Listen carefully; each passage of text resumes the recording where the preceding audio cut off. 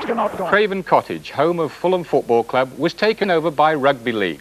Reporting now on the opening game against Wigan is Tony Gubber. With the football side of Fulham losing £250,000 a year, these Rugby League posts at Craven Cottage could signal a remarkable road to salvation for struggling clubs.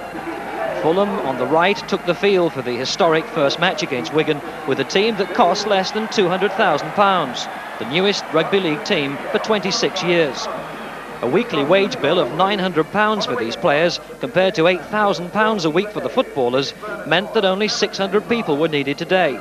In fact, 9,500 was more than double the best football attendance of the season, producing £15,000 at the turnstiles, and not enough of those were open at Craven Cottage today. There were plenty of families in the crowd and children. There were Chelsea pensioners too, and the directors of half a dozen other Football League clubs, including Bolton, Tranmere, Charlton and Southend, all fascinated to watch the action. It was a unique occasion as Wigan kicked off, the first club rugby league match in London since 1937, and the first ever on a shared football ground. The rules of the game did have to be explained to the crowd by commentator Keith Macklin, who also incidentally had to identify the home players. Every touch and tattle was historic, none more so than the first ever try by Fulham, scored by right winger Adrian Cambriani. Have you seen rugby league before? Oh yes, we've seen it many times, yeah. Would you come here again? Yeah, I think so, yeah, just to watch the rugby, yeah. I think so, yeah. Bring the little boy, so. Do you feel safer bringing the little boy to rugby league than you would to football? I would think so, yeah, most definitely, yeah. Would you come here to watch football? No.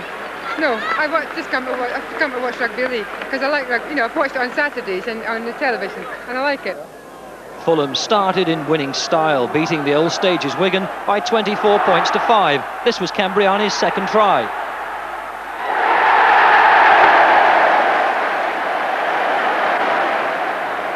Excuse me, are you a football supporter? No, I'm full of football.